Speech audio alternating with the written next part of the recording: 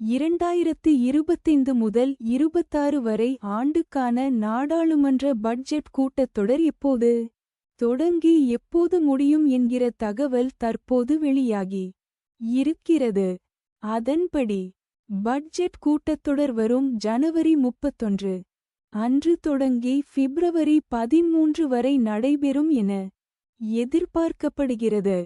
மத்திய நிதியமைச்சர் நிர்மலா சீதாராமன் தனது 8வது மத்திய பட்ஜெட்டை பிப்ரவரி 1 அன்று தாக்கல் செய்ய உள்ளார் எனவும் கூறப்படுகிறது.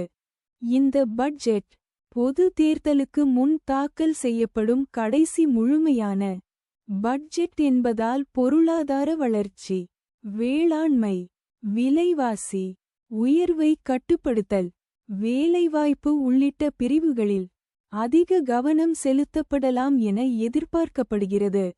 முக்கியமாக சொல்ல வேண்டும் என்றால் சமீபத்தில் 8வது ஊதிய கமிஷனுக்கு மத்திய அமைச்சரவை ஒப்புதல் அளித்துள்ளது என தகவல்கள் வெளியாகி இருந்தது.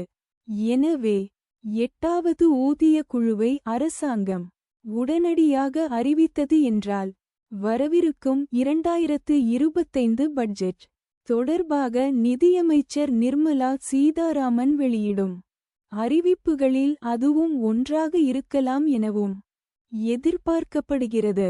மேலும் முதல் கட்ட கூட்டத்தொடர் பிப்ரவரி 13 வரை நடைபெறும் மற்றும் 2ஆம் கட்டம் மார்ச் மாதத்தில் நடைபெற வாய்ப்புள்ளது எனவும் தகவல்கள் வெளியாகியுள்ளது. கடந்த ஆண்டு ஜனவரி 31, 2024 அன்று நாடாளுமன்ற பட்ஜெட் கூட்டத்தொடரில் தொடங்கி பிப்ரவரி 1, 2024 அன்று நிதியமைச்சர் நிர்மலா சீதாராமன் தாக்கல் செய்திருந்தார்.